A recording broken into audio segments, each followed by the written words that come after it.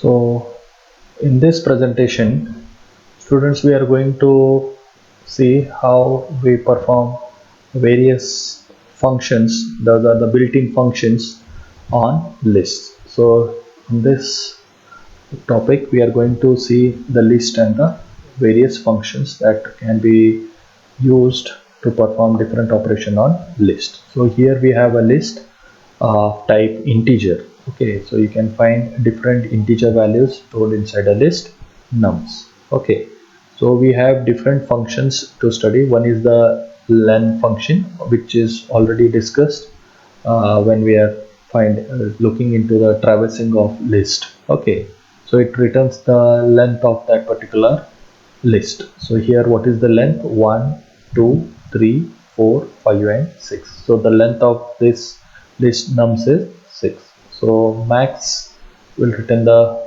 maximum value that is stored inside this list. Minimum will return the minimum value. Sum is going to return the sum of all the elements that are there inside the list. So here you can see the sum function only works when the list elements are numbers. So whenever it is a string, it will not function, or whenever there is a combination of multiple types of elements inside a list, then this particular function sum is not going to execute. And then uh, we have the operation which has been performed. Let us see the different operations that are getting executed. So one by one we'll execute each and every line of code, and we'll see. We can execute this entire code at once, but probably you will not be able to understand which function is performing what. So let us one by one uh, copy and just understand what this particular function is doing. So here what happens, as I told you, the len function is going to return me the length of that particular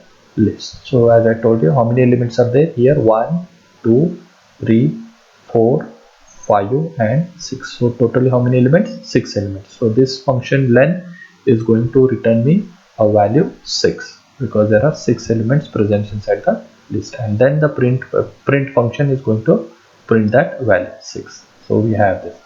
The next statement what we have is the max function. So what this particular function should return. Okay, so here it is returning the maximum value or element that is present inside the list. So in this 74 is the maximum value, so it is printing. So the next element that you have is the minimum. When maximum function returns the maximum value inside the list, minimum should return the minimum value inside the list. Here the minimum value is 3, so it should print what? 3. Exactly, this is what is happening. Okay, now the next function is the sum of numbers. You have here print sum of numbers. So it will print total 154. So here 3 plus 41 plus 12 plus 9 plus 74 plus 15. So it will return it as 154. And then we are going finding some simple operation, sum divided by length, that is 154 divided by how many? 6. So what it should return? It will return me 25.666. So these are few functions that can be used to perform different operation on lists. Okay, so this is how the list and function works. Okay, now we move on to the next part of this. So we'll see how the built-in functions are used in order to compute the sum and compute an average. This is without list, so I am not specifying the list here. I am individually specifying a number, and that number we are continuously adding and performing the different operations. So in this program we have a count and total variable. So here we have two variables, total and count, to keep the numbers and running total of users numbers as we repeatedly prompt the user for a number. So here what is happening, we are continuously go on adding the numbers that the user will be entering. Okay, and then the count will go on increasing as we go on entering the numbers, and then we are going to find the average of those particular numbers.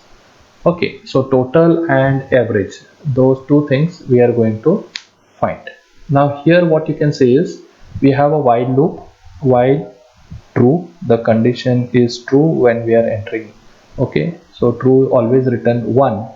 So input is equal to enter a number, so I am going to read a number from a user. Okay, so if input is equal to done, if I type done, then we are coming out of the loop, we have a break statement. If I don't type done and if I type any other number like 1 2 3 4, so that value is converted to a float and we are storing it in a value, and then we are adding a total to it. So let us see how this particular code works. Okay, so I will run this particular program. Okay, so here it is asking me to enter a number. So what will happen, I enter number as 10. Okay, what will happen, you can see average is 10. So getting, so average total divided by count, what is count, count is 1, so 10 divided by 1, so it is 10. So once again the loop continues, it is asking me to enter the second number. Once again I enter the second number. Now what happens, earlier the total has 10. Okay, and the average also has 10. Now what happens, I am adding a new value to it, so 10 plus 10, so how much, the total will be 20.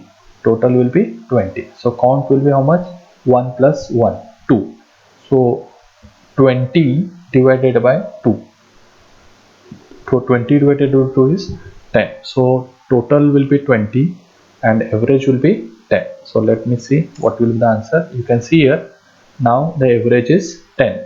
How 10, because initially total was having the value 10 plus the new value that I have entered is again 10, so that will get added, and then now the total is 20. Count has increased to 2 because earlier it was 1, 1 plus 1 2, so total is 20 divided by 2, so it will be, the average is 10. So it is asking me to enter another number, so here I enter it as, suppose I enter it as 30. So 30 plus, what is the total value that I have, okay, total value that I have is 20. 20 plus 30, so it will be how much, 50. 50 divided by count is how much, 3, because I have repeatedly used it 3 times, so 50 divided by 3, so it will give me 16.666 as an average. Now here what happens is that if I type done,